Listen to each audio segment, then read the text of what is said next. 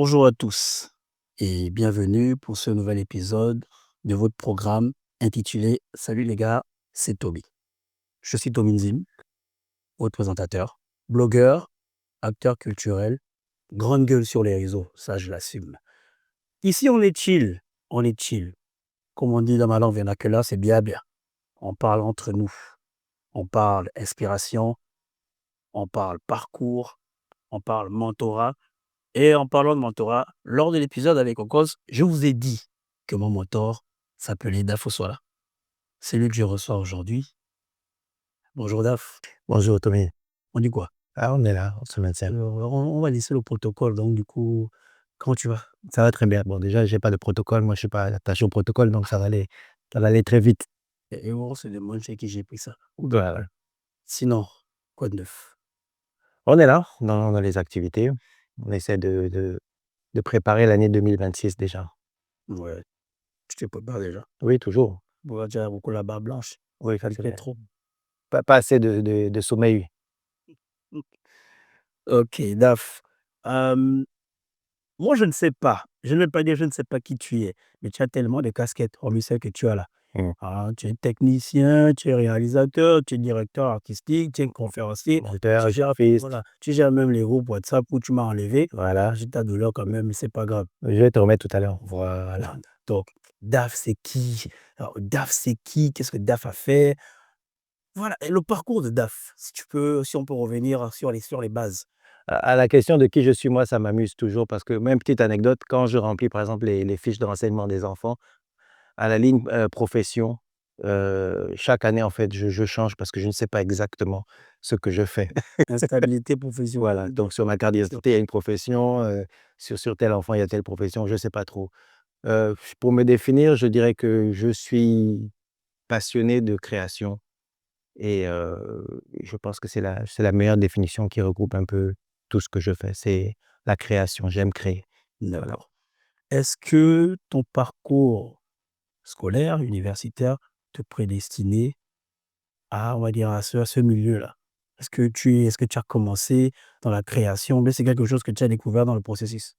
Bon, comme, un ancien président qu'on ne citera pas, j'ai eu un parcours un peu poussif. J'ai jamais été très bon à l'école, ouais. Voilà, j'ai eu, un primaire normal, un secondaire plutôt chaotique. J'ai été renvoyé de 2 établissements.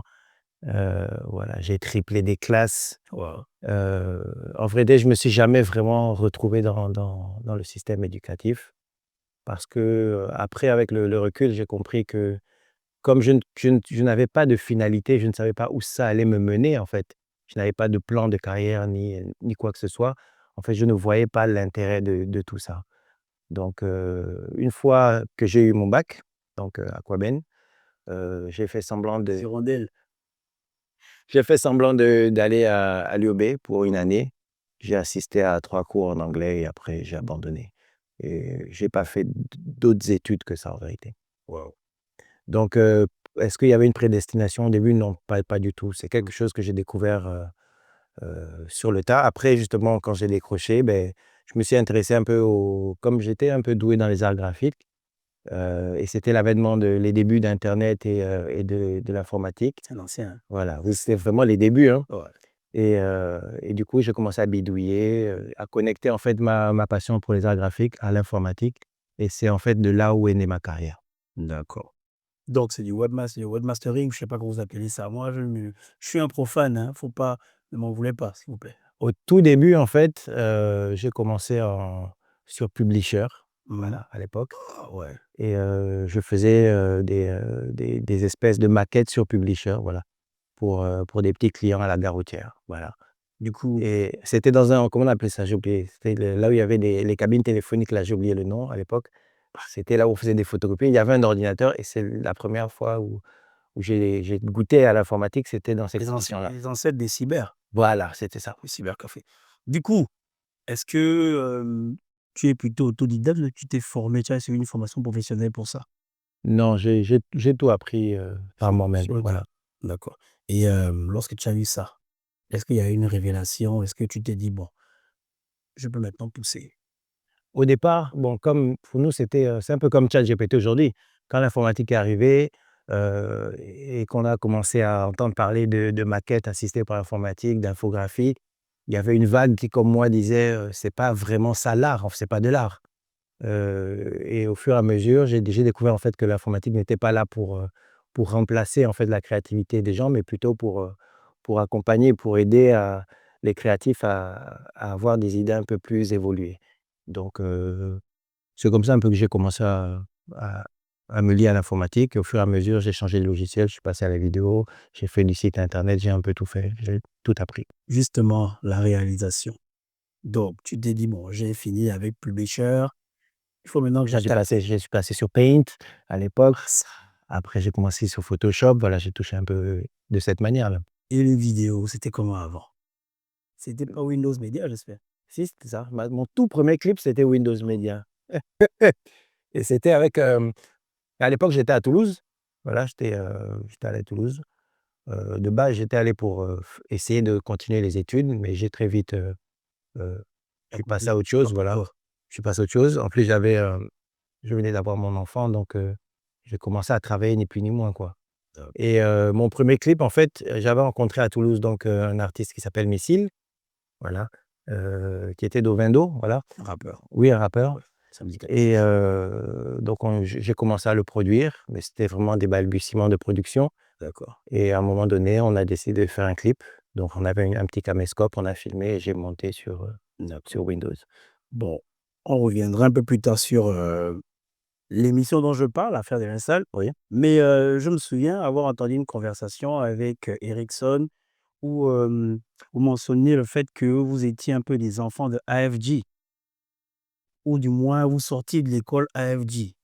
En vérité, je pense que la plupart des, bon, je vais appeler ça des techniciens, la plupart des techniciens, des acteurs culturels de l'époque ont un jour ou l'autre eu une rencontre professionnelle avec le cadre d'AFJ.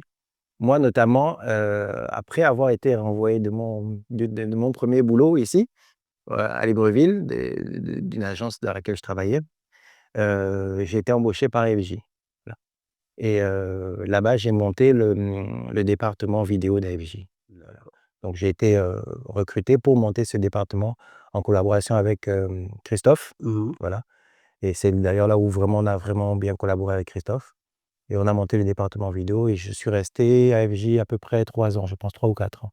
Donc, quelles sont tes réalisations là-bas? Est-ce que tu as touché à du professeur T, à Alda, au 3F? C'était 3F bien, ils sont des Oui, petits tout. voilà.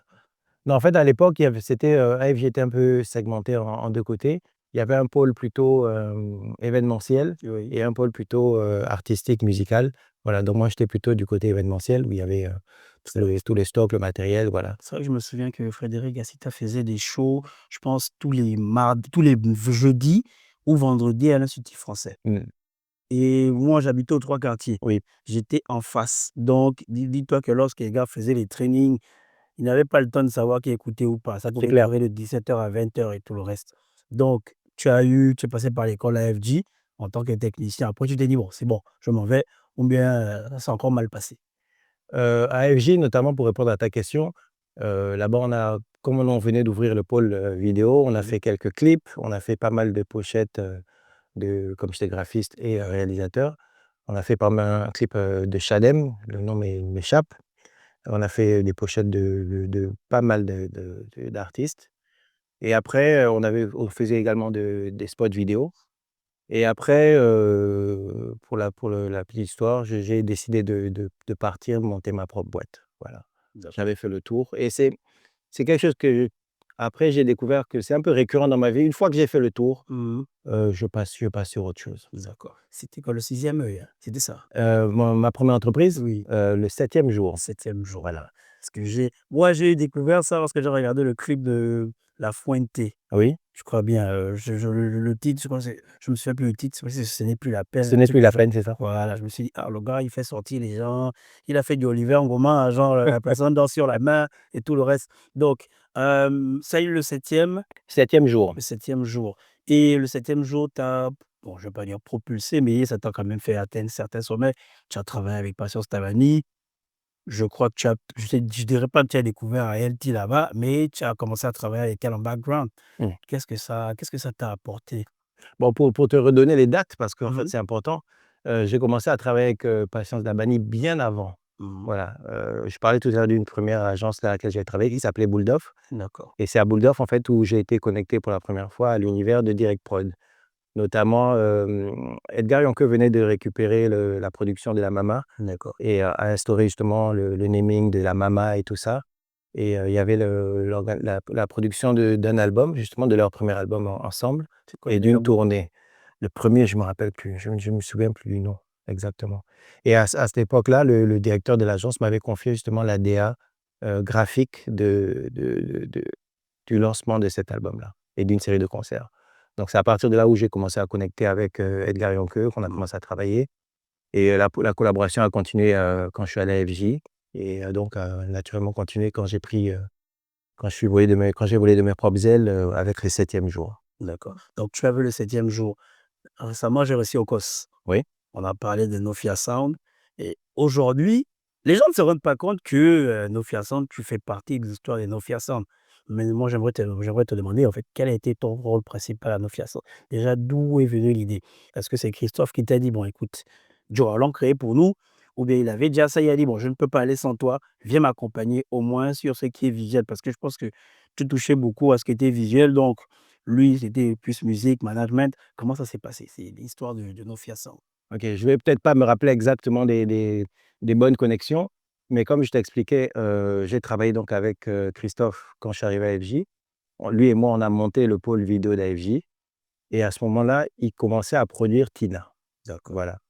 Et donc mon premier travail avec, Nofia. voilà, avec Nofia, qui ne s'appelait pas Nofia à l'époque, c'était la pochette du premier album de Tina. D'accord. Voilà, c'est comme ça que tout a commencé.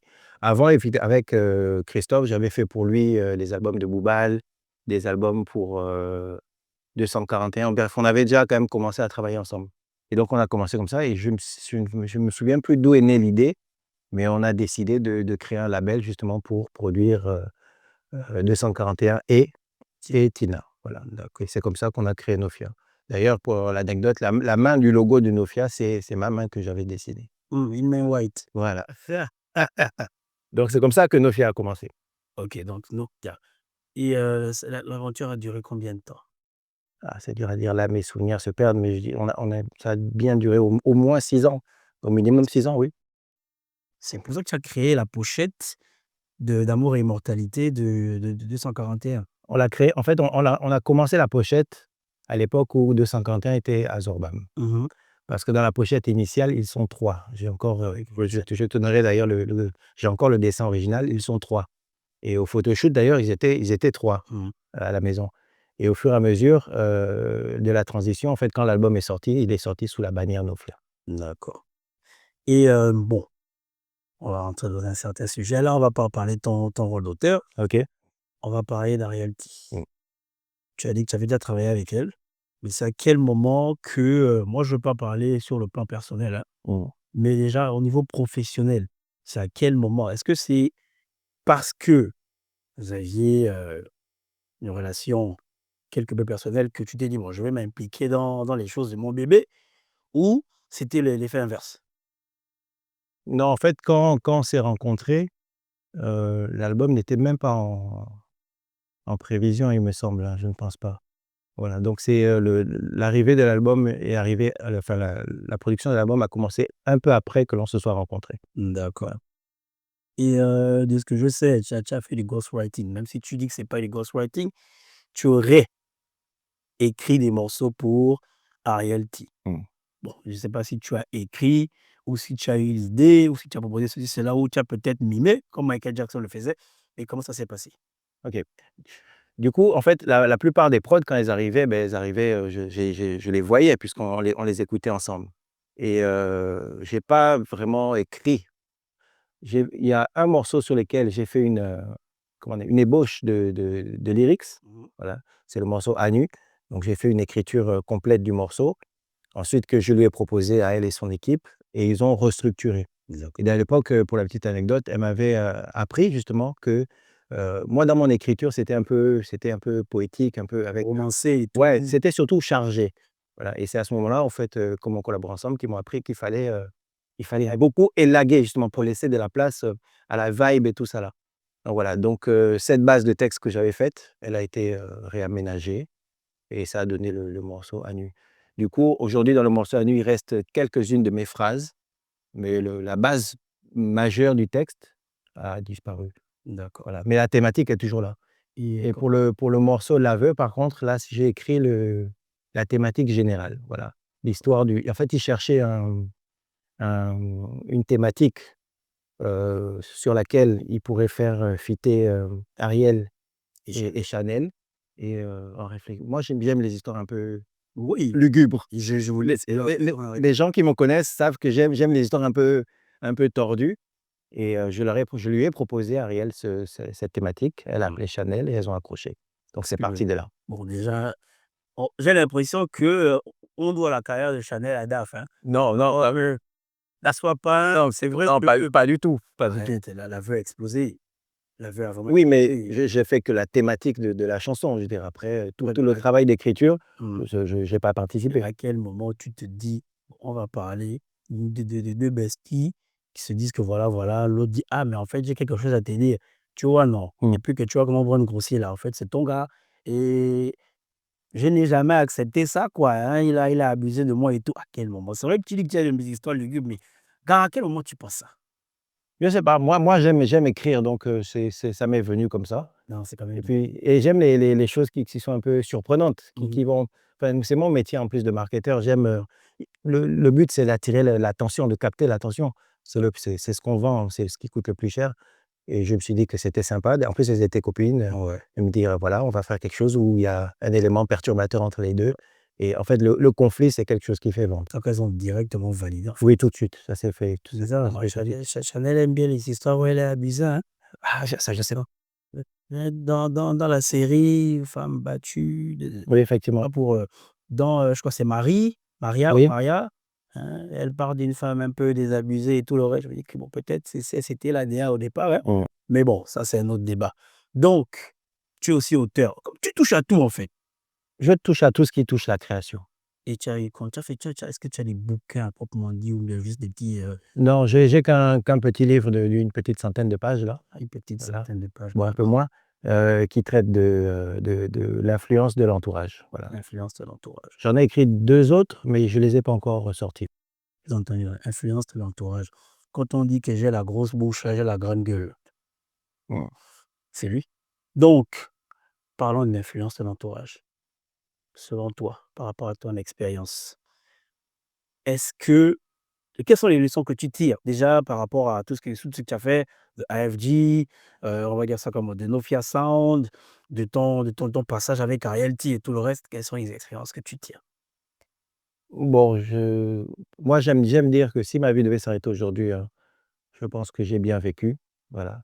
J'ai toujours fait ce que j'ai envie de faire et apparemment je continue. Dès que j'ai envie de réaliser quelque chose, même si c'est risqué, même si on me le déconseille, je vais toujours essayer, voilà. C'est une leçon que je tiens de ma mère qui m'a dit, qui m'a très, très vite expliqué qu'il fallait vivre pour soi et que même si on ne peut pas avoir tout ce que l'on veut, c'est sa phrase, il faut toujours essayer de l'avoir. Il faut essayer de le prendre. Donc les leçons que je tirais, c'est que il faut vivre le moment présent, il faut réaliser ses rêves, il faut essayer d'accomplir des choses qui vont perdurer dans le temps, même après notre passage. Je pense que c'est très important et que la transmission est essentielle. OK. J'ai une question qui peut bon, enfin, on est entre nous. Est-ce qu'à un moment donné parce que moi, la vérité, c'est que quand je t'ai connu, on parlait de toi comme l'ex de l'autre. Mmh. Est-ce que ça ne t'a pas un peu gêné d'être mis au second plan? Ou du moins d'être vu que comme l'ex ou le gars de l'autre? Non, ça me dérange pas particulièrement, moi. Après, moi, je suis pas un artiste, voilà. De toute ma vie, j'ai côtoyé les artistes. Depuis le début de ma carrière, les premiers artistes avec qui j'ai travaillé, c'était, Mauvaise Haleine, notamment avec Lord des Comindons. Après Missile, après j'ai travaillé avec plein d'autres artistes, les artistes de Direct Prod. J'ai jamais été mis en avant, pas parce qu'ils ne voulaient pas, mais moi ça m'intéressait pas spécialement.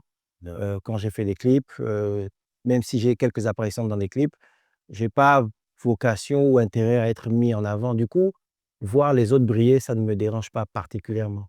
Et c'est bien cette question parce que la semaine dernière, en statut, j'ai posté que, je me suis rendu compte que en fait, ma vocation à moi, c'est d'aider les autres à se révéler. Voilà. The Black Donc Godfather. voilà, donc moi, en fait, par exemple, dans une organisation, de manière automatique, on va me mettre secrétaire général.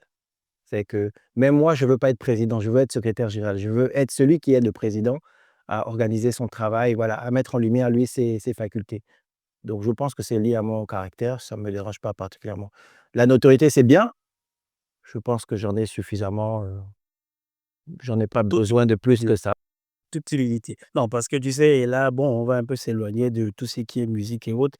Tu sais que vivre dans l'ombre de sa partenaire hyper célèbre et tout le reste, ça fait très vite tomber, sachant que les hommes ont de l'ego. Sachant, on va par exemple parler de toi comme ah, c'est le gars de l'autre, ou c'est l'ex de l'autre. C'est-à-dire que on ne s'intéresse pas à ce que tu fais professionnellement. On sait juste que bon, tu es le gars de l'autre. Et je me dis, ça doit quand même être un peu, voilà. Toi, tu as dit que tu n'as Non, pas non, parce qu'en plus, les gens savent qui je suis.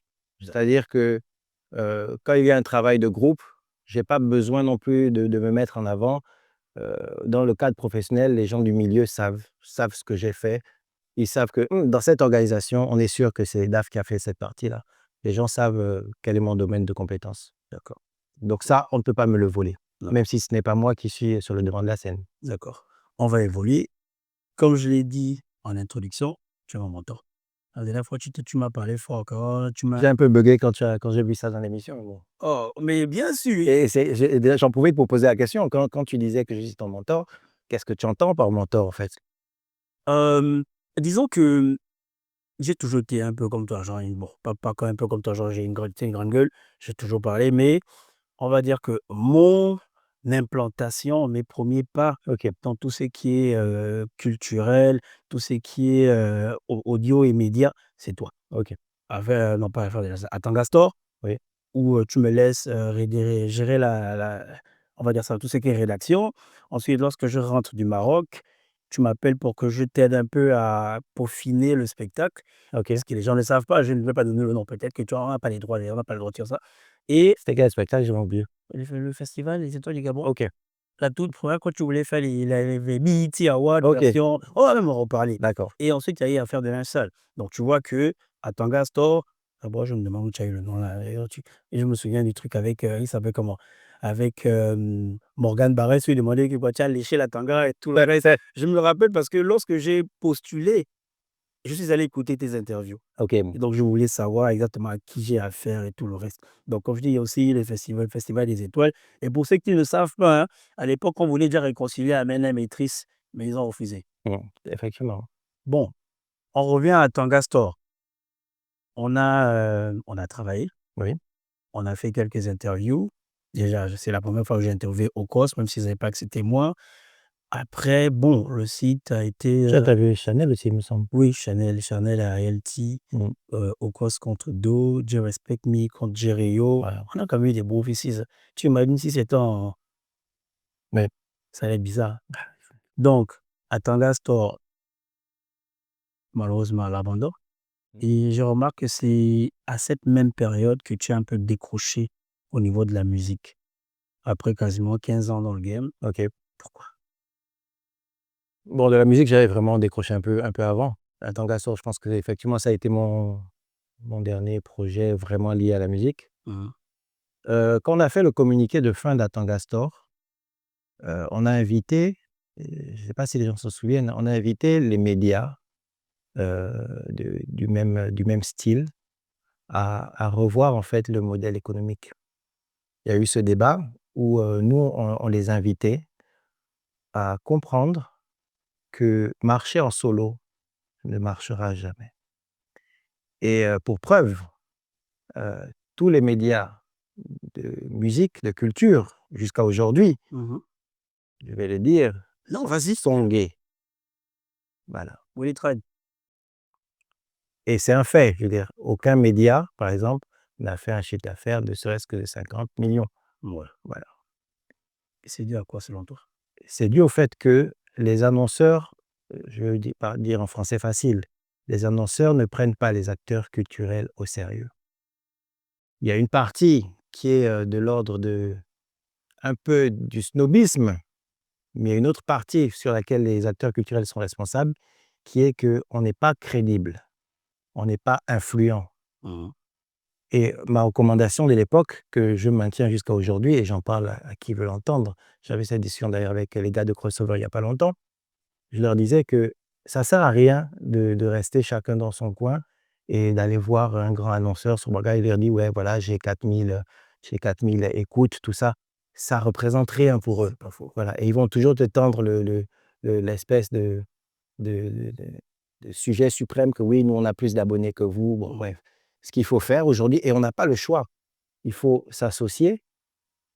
Même ça ne veut pas dire de rentrer dans les business des uns et des autres, mais d'avoir une régie publicitaire commune, D'accord. qui soit peut-être associative comme la SACEM, où en fait, cette régie vend tous les médias en une seule fois. D'accord. Au lieu de présenter un PowerPoint avec une audience de 4000 personnes, on présente un PowerPoint avec une audience de 250 000 personnes. Est-ce que ça, tu l'as proposé? J'en ai parlé. Moi, je suis sorti un peu du game. Mhm. Donc, je ne vais pas, je ne serai pas à l'initiative pour aller travailler dessus parce que ce n'est pas mon combat du moment. Voilà, j'ai D'accord. d'autres choses. Mais si ça se fait, si les gens s'organisent, je veux bien donner mon coup de main, avec plaisir. Est-ce que tu ne penses pas que les entreprises de leur côté, ont aussi un peu la main dure? C'est vrai que 4000 qui écoutent, c'est rien. Mais est-ce que tu ne penses pas, par exemple, en termes de politique RSE, est-ce que tu ne penses pas que les entreprises puissent aider ces personnes-là, en fait? C'est-à-dire. Mais moi, c'est ça mon problème. Il ne faut pas qu'on demande l'aumône. Mhm. Faut pas, on n'est pas là pour supplier. En tant que, Normalement, voilà, on est là, c'est eux qui doivent courir derrière nous, normalement, oui, n'est-ce pas? normalement. Voilà. Mais ils ne courent pas derrière nous parce qu'ils estiment qu'on n'a pas assez d'influence. On n'a pas assez On d'influence n'a ou on pas n'a assez pas d'influence. l'influence qu'ils estiment? Pour eux, on n'a pas assez Parce d'influence. que souvent, les gars, moi, j'en ai vu des entreprises dont on va pas citer les noms, qui ont travaillé avec des gros noms. Je suis Oui, désolé, mais quelles sont les conditions? Il faut aller fouiller les contrats. Est-ce que ça a changé la vie de ces artistes-là? Moi, je vois en Côte d'Ivoire, quand une marque travaille avec un influenceur, déjà, c'est pas one shot pour le mettre sur un panneau de merde. board. Voilà, c'est pas ça. Il accompagne sur une longue période. Voilà, ils le font grandir parce que plus l'artiste grandit, plus en fait les fans se disent: «Ah, cet artiste grandit avec telle marque». Brand Voilà, ambassador. donc c'est un truc, c'est une fusion. Mais ici, les marques, je suis désolé, elles exploitent les artistes, c'est tout. Le gars, il est un peu populaire, on le fout sur un panneau et puis c'est terminé. Moi, je ne considère pas ça comme un vrai partenariat. Et là, par exemple, tu as introduit les réalités, en fait, du moins l'inexistence de l'industrie musicale ou l'industrie culturelle. Donc, pour toi, en fait, nous, on aime dire qu'on est dans une industrie embryonnaire. Et toi, selon toi, est-ce qu'il y a même l'embryon là, ou c'est même pas encore l'œuf ou la graine? Non, je pense qu'on est dans le même état que quand j'ai commencé, hein, pratiquement. Voilà. Waouh. Ouais, je pense. En fait, on a ce problème où on bricole, en fait, Mhm. et on fait tout en bricolant. Alors que sous d'autres sphères, je veux dire, quand les gens créent un label de musique, dès le premier jour, c'est une entreprise. Oui. Alors que nous, notre label de musique, c'est juste pour faire un joli logo, se Le faire, fun. se faire des t-shirts, c'est pour le fun. Alors qu'en vérité, un label, c'est une entreprise. Je veux dire, combien de labels au Gabon sont des entreprises? Mhm. Combien ont de la trésorerie? C'est à partir de ce moment-là où on va commencer à créer une industrie, quand en fait les gens vont commencer à devenir des acteurs professionnels. Aujourd'hui, tu es entrepreneur. Oui. Pourquoi tu ne crées pas une entreprise qui irait dans ce sens? Ou une association, quelque chose? Comme je disais, aujourd'hui, en fait, moi, la musique, c'est pas que je l'ai abandonnée, mais c'est pas mon combat du moment. Voilà, C'est quoi ton combat du moment alors? Désolé de te couper la parole. c'est faire, Je c'est faire du vrai argent, avec le cercle. notamment, oui. En ce moment, mon combat, c'est d'obtenir, je vise un certain montant de revenus, et à partir du moment et d'avoir une espèce de récurrence dans les revenus, qui pourront faire que je m'occupe de choses qui me passionnent un peu plus. Donc actuellement, tu gères 2 gros business. Je vous ai vu là, vous aviez les matériels de 2 millions, je sais pas trop là. C'était où ça? Je crois que sur Facebook, tu as fait un post en rigolant. Ah OK, non, le papier hygiénique. Voilà, pas plus génie. Voilà. Mais en fait, on a un club d'investisseurs, Mmh. voilà, et on désigne des projets dans lesquels investir et en fait, chacun met une part de la somme et ça nous permet d'accéder à des business qu'en solo, on ne pourrait pas avoir. Et récemment, vous avez levé combien? Notre toute première levée était un peu plus de 2 millions, voilà, en 15 jours, je pense. Faut savoir que ça part d'un groupe WhatsApp. Oui. Et la suivante, on va acheter normalement une dizaine de motos de livraison, voilà, pour créer une agence de transport. Ok. Bon, j'ai une dernière question. Qu'est-ce que tu dirais à ce jeune qui te regarde et qui veut se lancer dans l'entrepreneuriat? Que ce soit industrie culturelle, que ce soit en tant qu'auteur, que ce soit conseiller. Tu sais encore quoi, conseiller entrepreneuriat, hein? Oui, conseiller en business. Qu'est-ce que tu vas dire? Parce que toi, tu viens, en fait, tu deviens conseiller, mais c'est au bout de 20 ans, 20, 25 ans d'expérience. Tu Mmh. vois, tu n'as pas le même background que celui qui veut se lancer, qui se dit, bon, comme on dit souvent au quartier, là, je ne veux pas avoir de patron. Mmh. Donc, du coup, toi, qu'est-ce que tu demandes, qu'est-ce que tu suggères, qu'est-ce que tu conseilles à ces personnes-là? Et qui se lance dans l'entrepreneuriat, peu importe le domaine. Oui, en général. Peut-être même que c'est à moi que tu parles aussi. Je pense que le plus important, c'est d'avoir un plan. Au-delà de la vision, c'est je veux aller à tel endroit. Il faut un plan. Et un plan, il faut vraiment que le plan soit extrêmement structuré. Pour moi, hein, l'essence de la réussite, ça va se baser sur le plan. Et une fois que le plan, il suffit. Après, quand on a un plan, il faut l'exécuter. Le plan, en fait, quand le plan est clair, ce n'est que de l'exécution avec de la discipline. Donc, je lui dirais de se concentrer à rédiger un plan qui soit vraiment, vraiment clair. D'accord. Tu te souviens quand on faisait affaire de un salon, on avait un jeu là, le face à face, Oui. avec des questions. Mmh. Je vais t'en poser entre 3 et 5. OK. La première question. Olivier, ton frère, Oui. Elijah, Fabas. Si tu dois faire un classement en termes de travail professionnel d'abord, De travail, c'est-à-dire de qualité, de dévouement, de quoi? on va parler d'abord de complicité. Parmi les trois, si tu dois faire un classement. De complicité de travail? Mhm. Je dirais, Olivier. Voilà, bon, c'est mon frère, on se connaît, depuis tellement longtemps. En complicité, ensuite, je mettrais, Fabas et Lydia. Merci beaucoup, Daf. Avec plaisir. D'avoir répondu à mon invitation. Moi, je te souhaite bonne continuation. Merci. Au cas où tu as un créneau, tu me pousses là. On va voir ça après. Oh, c'est ok, les caméras, hein, non, ça. Ok, merci beaucoup, Daf. Avec plaisir. Moi, je vous retrouve pour un prochain épisode. Et pendant ce temps, peace.